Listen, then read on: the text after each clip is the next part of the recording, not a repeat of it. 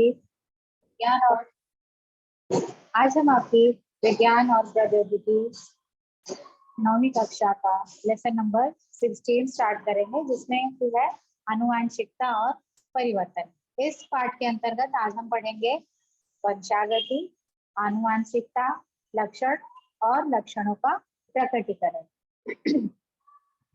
एक चार्ट है आपके सामने, इसमें कोई भी व्यक्ति हो सकता है। इसमें मान लीजिए मेरी क्लास का एक विद्यार्थी है मोहन, उसकी त्वचा का रंग गोरा है, लेकिन उसके दादाजी सांवले हैं, दादी गोरी है, पिताजी काले हैं और माँ गोरी है। उसी तरह से चेहरे की रचना है, मोहन की रचना चेहरे की गोल है, दादाजी और दादी दोनों का चेहरा लंबित है और पिताजी और माँ दोनों का चेहरा गोल है। फिर ऊंचाई मोहन की 5 फीट 4 इंच है, तो दादाजी उसके 5 फीट 8 इंच के हैं, दादी जो है सिर्फ 5 फीट की, पिताजी 5 फीट 9 इंच, माँ 5 फीट 4 इंच। आंखों का रंग काला है मोहन का, लेकिन उसके घर में दादा की आंखों का रंग काला और पिताजी की, लेकिन दादी और माँ की आंखों का रंग भूरा। अंगूठे की रचना हाथ की, मोहन के हाथों का अंगूठा सीधा है, दादाजी का और माँ का अंगूठा मुड़ा हुआ है और दादी और पिताजी का अंगूठा सीधा है। तो इन सब बातों से हम देख सकते हैं कि भले ही हम सबके पास 2 आंखें, 2 कान, 1 नाक, ऐसे बराबर बराबर अंग है, 2 हाथ 2 पैर, लेकिन फिर भी इसके बावजूद भी हम सभी के व्यक्तित्व में बहुत सारी विभिन्नताएं भी होती है। किसी का चेहरा गोरा है, किसी का लंबा है, किसी का रंग सांवला है, इस तरह से।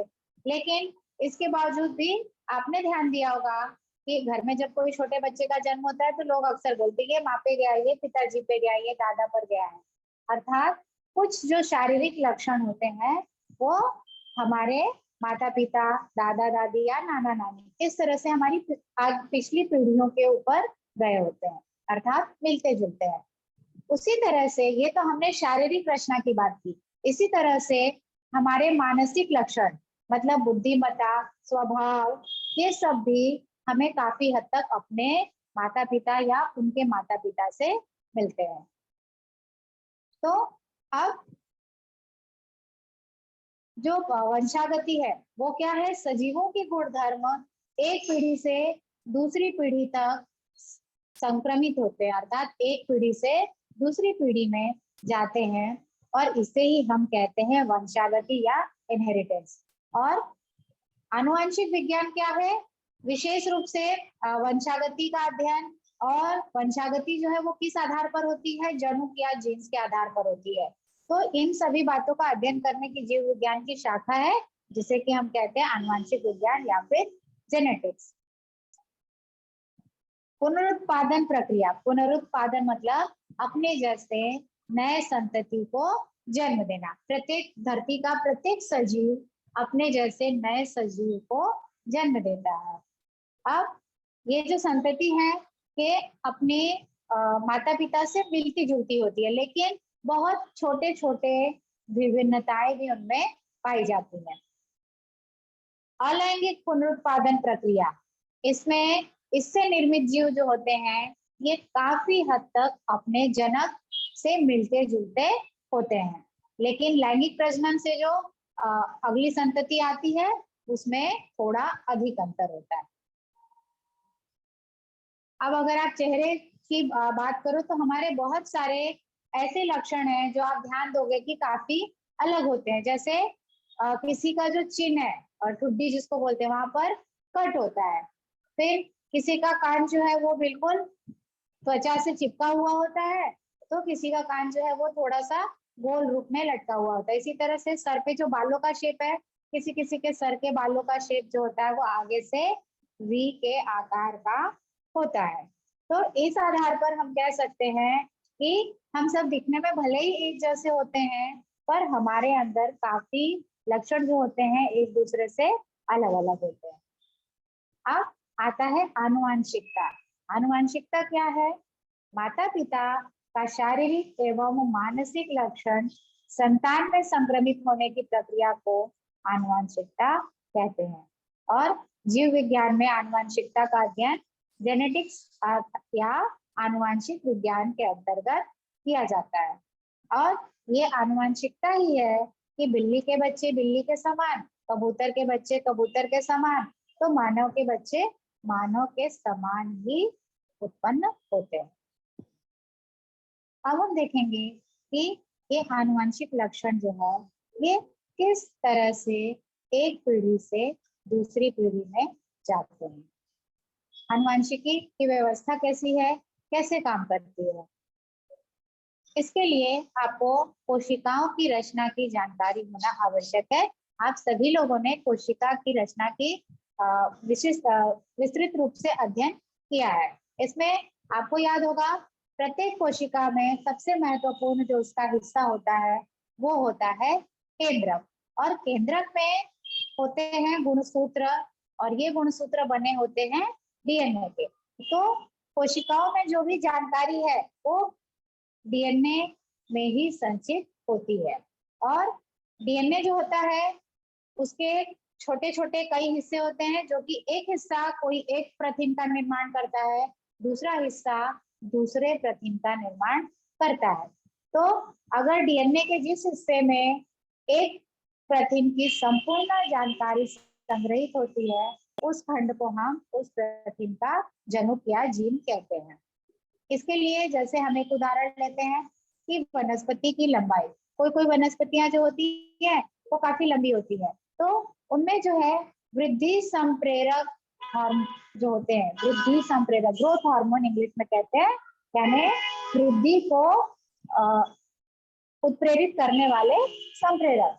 तो ये जो संप्रेरक हैं जितने अधिक इनकी मात्रा होगी वो पौधा उतना ही लंबा होगा। तो अगर आपने ध्यान दिया होगा जो पौधे छाया में बढ़ते हैं वो ज्यादा लंबे होते हैं। तो ये ऐसा इसलिए होता है क्योंकि छाया में जो उनका वृद्धि संप्रेरक होता है वो काफी एक्टिव हो जाता है, इसकी वजह से वनस्पतियों की लंबाई जो होती है वो बढ़ जाती है। तो अगर वृद्धि हार्मोन या ग्रोथ हार्मोन है, या आप मनुष्यों की बात भी करोगे, अगर ग्रोथ हार्मोन की मात्रा ज्यादा है तो लंबाई में वृद्धि भी ज्यादा होगी, अगर ग्रोथ हार्मोन की मात्रा कम है तो लंबाई भी कम होगी। इसी तरह से हमारे आसपास के लोग, कुछ लोग बहुत लंबे होते हैं तो कुछ लोग मीडियम हाइट के हैं तो कुछ लोग काफी छोटे होते हैं। ऐसा इसलिए होता है क्योंकि उनके जो डीएनए होते हैं, उनका जो जनुक होता है उसमें जो अलग अलग मात्रा में ग्रोथ हार्मोन निर्माण करने की क्षमता होती है। किसी के जीन्स ऐसे होते हैं कि बहुत ज्यादा ग्रोथ हार्मोन बनाते हैं, किसी के डीएनए ऐसे होते हैं कि बहुत कम ग्रोथ हार्मोन बनाते हैं, तो उसी आधार पर उनकी लंबाई कम या अधिक हो सकती है। तो आगे हम लोग और विस्तृत में पढ़ेंगे, इसके लिए मैंने आपको कहा कोशिका की संरचना हमें जानकारी होना आवश्यक है। इसमें आपका कोशिका का महत्वपूर्ण हिस्सा है केंद्रक, और केंद्रक में क्या होता है, गुणसूत्र, क्रोमोसोम या गुणसूत्र। और गुणसूत्र में गुणसूत्र किसका बना होता है, ये देखो ये आपका केंद्रक है, ये है आपका गुणसूत्र, और ये आपका डीएनए। गुणसूत्र जो है वो किसका बना होता है, डीएनए के धागे का, और ये डीएनए के अलग अलग हिस्से अलग अलग तरह के प्रोटीन के निर्माण को कंट्रोल करते हैं।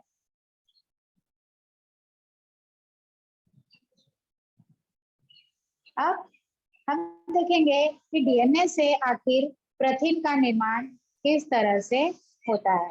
डीएनए के पास जो जानकारी होती है वो जानकारी वो आरएनए के पास भेजता है, ठीक है, और आरएनए से फिर प्रोटीन का संश्लेषण होता है। आरएनए जो है वो प्रोटीन हमारा या प्रोटीन किससे बना होता है, अमीनो अम्ल से। तो एक एक आरएनए जो रहता है एक एक अमीनो अम्ल को सीक्वेंस में लगाकर प्रोटीन का निर्माण करता है। अब हम गुणसूत्र की रचना विस्तार में पढ़ेंगे। तो आपको समझा गुणसूत्र कहाँ पाया जाता है, कोशिका के केंद्रक में। कोशिका के केंद्रक में बहुत सारे गुणसूत्र होते हैं।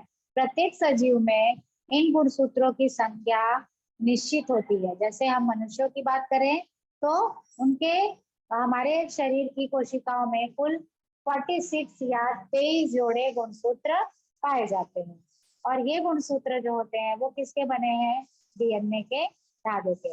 अब आप इस चित्र में देखोगे कि डीएनए के जो धागे रहते हैं वो वास्तव में कॉइल हो जाते हैं। ये देखो ऐसे कॉइल कॉइल होकर स्प्रिंग के जैसा, और ये फिर छोटे और मोटे होकर हमें गुणसूत्र के रूप में दिखते हैं।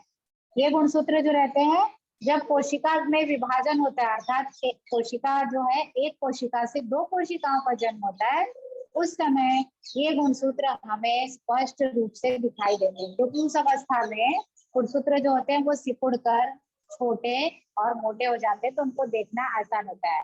ठीक है, फिर कोशिका का जो गुणसूत्र होता है उसमें बीच में संकीर्णन या वो एक दूसरे से अटैच होते हैं, जैसे कि हमारा यहाँ पर। ठीक है, ये दो गुणसूत्र जो है सिस्टर क्रोमैटिड जो होती है वो एक दूसरे से जुड़ी होती है, और उस बिंदु को हम कहते हैं गुणसूत्र बिंदु। और इसमें हमारे गुणसूत्र जो होते हैं, ऊपर की भुजा को हम कहते हैं पी भुजा, नीचे की भुजा को कहते हैं क्यू भुजा। और ये जो है प्रत्येक गुणसूत्र में दो भुजाएं होती हैं, और गुणसूत्र जो होता है एक भाग को हम क्या कहते हैं, अर्ध गुणसूत्र। तो इस तरह से दो अर्ध गुणसूत्र मिलकर एक गुणसूत्र जो होता है वो बनता है। अब ये जो गुणसूत्र बिंदु है, इसके आधार पर गुणसूत्रों के कई प्रकार होते हैं। इसमें से कुल 4 प्रकार होते हैं, तो हम देखते हैं कौन से प्रकार होते हैं। पहला जो है गुणसूत्र वो है मध्य केंद्री।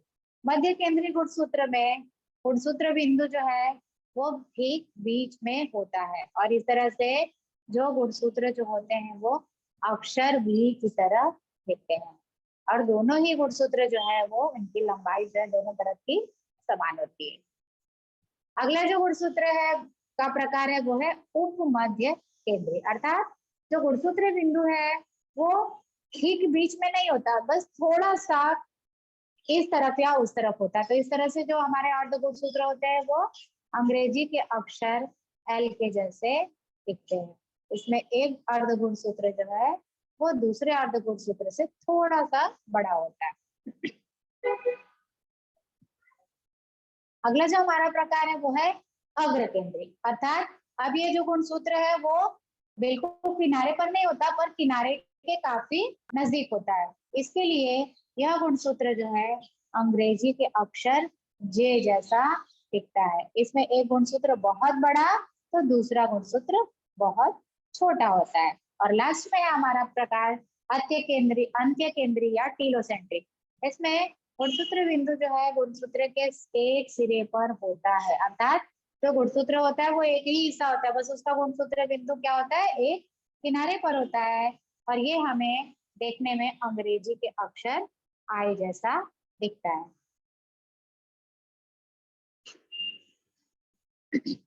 अब हम देखते हैं गुणसूत्रों के प्रकार उनके काम के आधार पर। अभी हमने किस आधार पर देखा, 4 प्रकार, वो जो है गुणसूत्र बिंदु की स्थिति के आधार पर।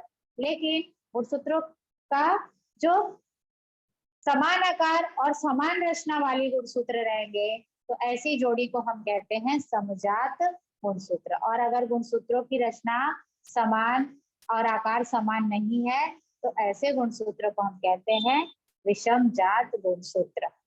तो हमारे जो अभी आपको लेफ्ट राइट में जो है वो मनुष्यों में कितने कुल क्रोमोसोम जो है वो पाए जाते हैं, मैंने पहले बताया टोटल 23 पेयर्स अर्थात 46 जो क्रोमोसोम्स होते हैं वो ह्यूमन में पाए जाते हैं। इसमें से जो 22 जो होते हैं, टोटल जो 22 जोड़े हैं, ये सब के सब समजात गुणसूत्र होते हैं, अर्थात इनके दोनों जोड़े बिल्कुल एक जैसे होते हैं। लेकिन जो 23वां जोड़ी है वो है, इसमें इनके जो दोनों जोड़े जो होते हैं वो एक जैसे नहीं होते हैं, और इस जो 13वें गुणसूत्र 23rd जो नंबर है इसे हम कहते हैं लिंग गुणसूत्र। और ये जो बाकी के जो 22 पेयर्स है वो है अलिंग गुणसूत्र। देखो ये जो लास्ट पेयर है हमारा वो लिंग गुणसूत्र है, और जो बाकी के जो है वो अलिंग गुणसूत्र है। अब इसे ऐसा क्यों कहते हैं, क्योंकि ये गुणसूत्र जो होते हैं वो अलग अलग होते हैं। स्त्रियों में दोनों ही गुणसूत्र एक प्रकार के होते हैं, अर्थात ये समजात होते हैं जो कि XX होते हैं। लेकिन पुरुषों की बात की जाए तो ये गुणसूत्र दो अलग अलग प्रकार के होते हैं। पहला गुणसूत्र जो होता है वो X टाइप होता है, और दूसरा जो होता है वो Y टाइप होता है, अर्थात XY इनकी रचना होती है। तो ऐसे गुणसूत्र जो है इन्हें हम लिंग गुणसूत्र इसलिए कहते हैं क्योंकि इनके आधार पर ही होने वाली संतान पुरुष होगा या स्त्री होगी इसका निर्धारण होता है। अब हम लोग देख लेते हैं कि बाकी सजीवों में गुणसूत्रों की संख्या कितनी होती है। तो यहाँ पर केकड़ा या क्रैब जो होता है उनमें गुणसूत्रों की संख्या कुल 200, मकई या जो मक्का भुट्टा आप खाते हो उसमें 20, मेंढक या फ्रॉग 26, गोल कृमि में 4, आलू में 48 और मनुष्यों में 46 ये गुणसूत्रों की संख्या होती है।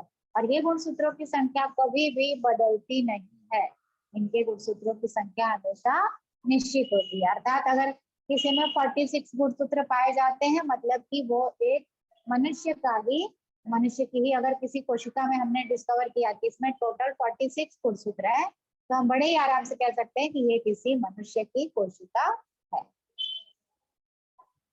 अगला जो हमारा आता है गुणसूत्र किससे बना है, डीएनए के धागों से।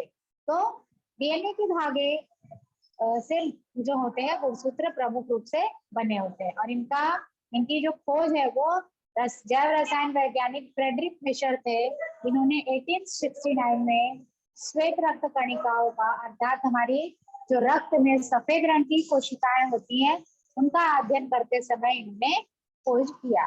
और ये एक अम्ल है ना, इसका नाम क्या है, डीऑक्सी राइबोन्यूक्लिक एसिड। ये एक प्रकार का अम्ल है और ये सबसे पहले इसकी खोज केंद्रक में की गई, इसलिए इसका नाम केंद्रक अम्ल रखा गया। और ऐसा नहीं है कि डीएनए जो है हमारी सिर्फ कोशिका के केंद्रक में ही पाया जाता है, इसके अलावा यह जो हमारी कोशिका में जो तंतु कणिका होता है और वनस्पतियों की कोशिका में जो हरित लवक होते हैं उनमें भी ये डीएनए पाया जाता है। इसके अलावा विषाणु, जीवाणु और मनुष्य से लेकर सभी सजीवों में डीएनए प्रमुख रूप से पाया जाता है। और इसका काम क्या है, कोशिकाओं के प्रत्येक कार्य को नियंत्रित करना और को नियंत्रित करना। अर्थात कोई भी कोशिका, जो भी कोशिका के अंदर किसी भी प्रकार का श्वसन, बोध, पाचन, उत्सर्जन ऐसी कोई भी क्रिया होती है ये सब डीएनए के द्वारा नियंत्रित की जाती है। इसीलिए इन्हें हम प्रधान अणु या फिर मास्टर मॉलिक्यूल कहते हैं। ये डीएनए जो है इसकी रचना कैसी है हम देख लेते हैं। डीएनए जो होता है ये वास्तव में दोहरी धागा वाली रचना होता है। अर्थात यहाँ पे आप देखोगे डीएनए जो है इसमें कुल दोहरी सर्पिलाकार रचना है। इसमें दो धागे जो है वो एक दूसरे पे कॉइल किए हुए होते हैं और इसकी रचना जो है वो इसकी प्रतिकृति किसने तैयार की थी, वैटसन और क्रिक नामक वैज्ञानिक ने तैयार की थी, जिन्होंने बताया था कि डीएनए जो होता है वास्तव में दोहरी धागों वाली रचना है और ये जो दो समांतर धागे हैं एक दूसरे के साथ लपेटे हुए होते हैं, इसीलिए हम इसे द्विसर्पिल रचना कहते हैं। और अगर आप इसकी तुलना करोगे तो जो लचीली मतलब जो सीढ़ी होती है ना, आपस में उनके बीच में डंडे जुड़े हुए होते हैं, तो ये एक सीढ़ी रूपी रचना है लेकिन फ्लेक्सिबल है, धागे के जैसी है, हार्ड नहीं और एक दूसरे से कॉइल होती है।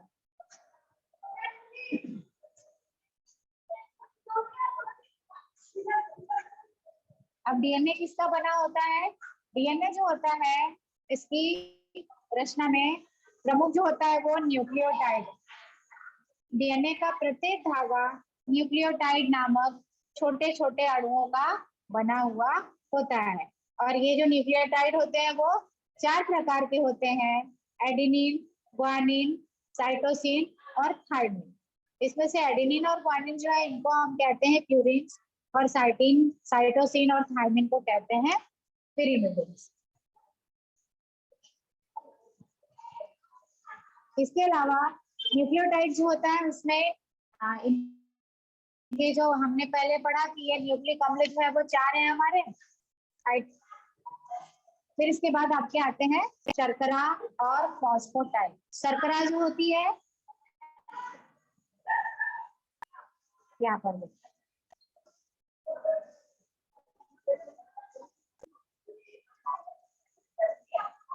ये जो बीच में है ये आपके 4 प्रकार के न्यूक्लियोटाइड होते हैं। फिर उसके बाद शर्करा और फॉस्फेट के एक एक अणु जो होते हैं वो दोनों साइड में जुड़े हुए होते हैं। तो जो आपके जो शर्करा और फॉस्फेट है वो सीढ़ी जैसी रचना बनाते हैं, ये धागे जैसी, और बीच के जो आपके सीढ़ियों के डंडे जैसी रचना वो कौन से होते हैं, आपके नाइट्रोजन युक्त पदार्थ के। ठीक है, तो इस तरह से डीएनए की दोहरी रचना होती है।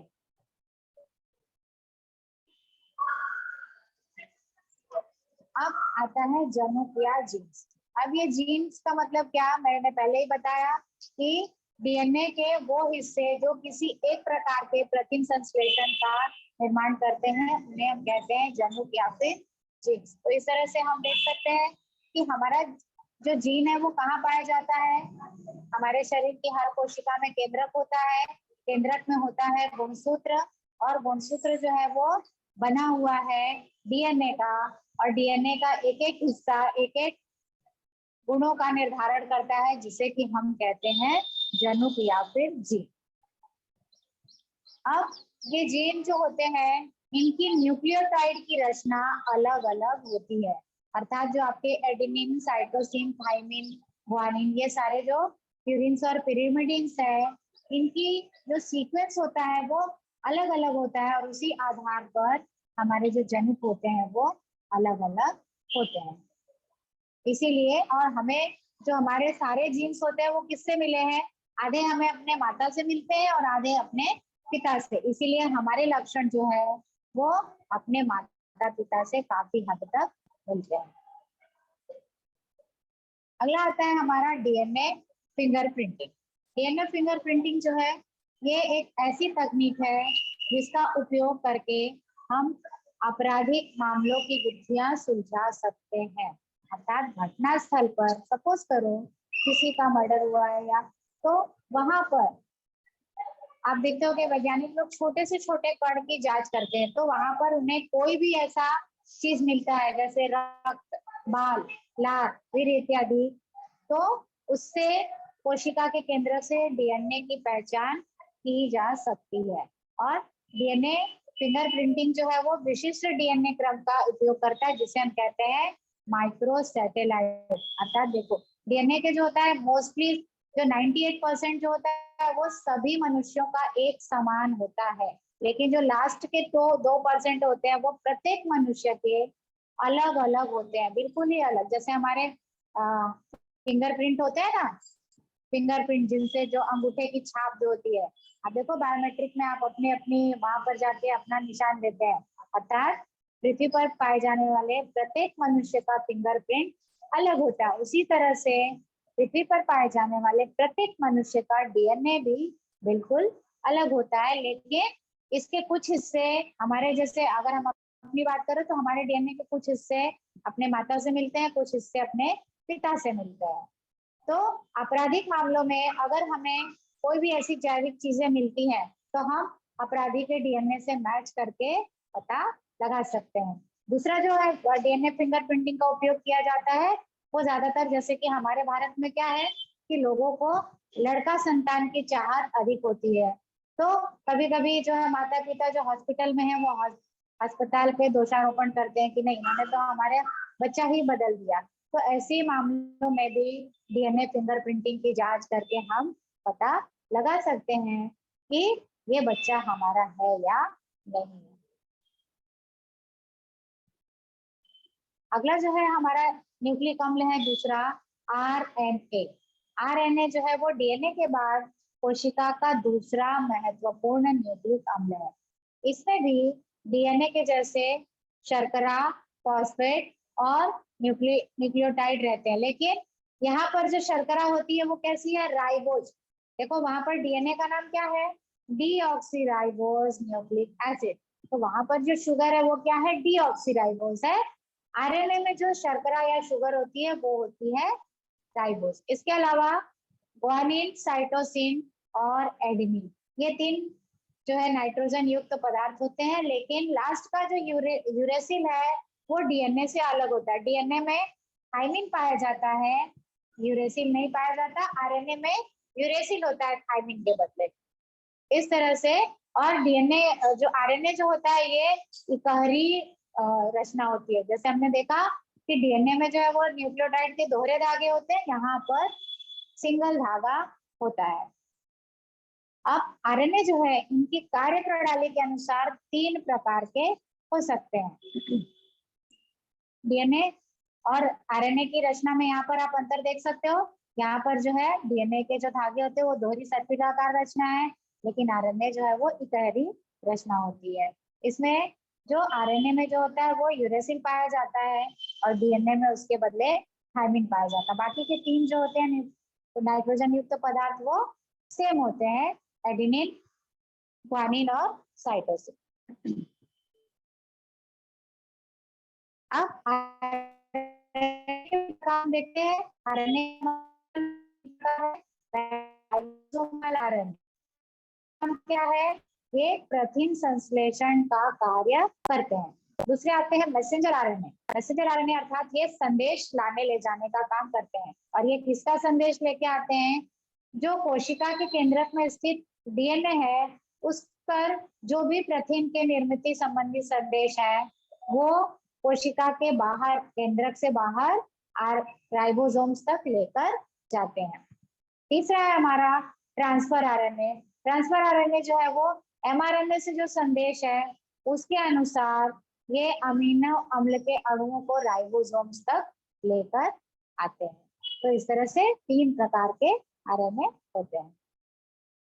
यहाँ पर आप उनकी संरचना देख सकते हो। पहला वाला जो है वो एमआरएनए है, दूसरा टीआरएनए और तीसरा जो है वो आरआरएनए।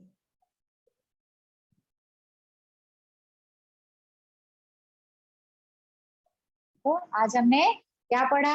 हमने आज पढ़ा कि आनुवंशिकता क्या है। आनुवंशिकता जो है ये माता पिता के शारीरिक और मानसिक लक्षण संतति में संक्रमित होने की प्रक्रिया को हम कहते हैं आनुवंशिकता। इसके अलावा हमने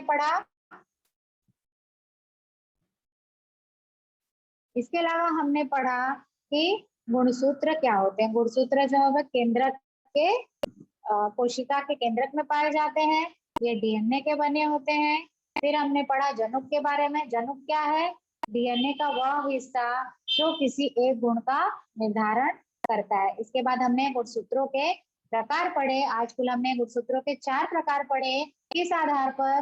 गुणसूत्र बिंदु की स्थिति के आधार पर। इसमें हमने पढ़ा मध्य केंद्री, उपमध्य केंद्री, अग्र केंद्री और अंत्य केंद्री गुणसूत्र।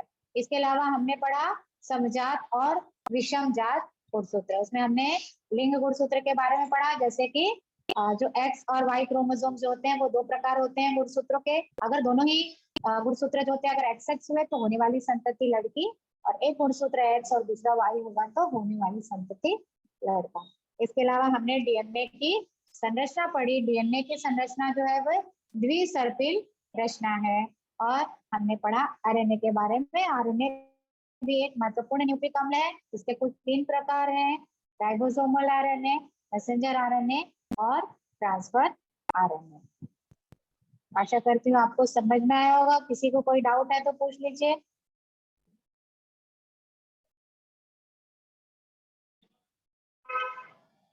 किसी को कोई डाउट है तो हैंड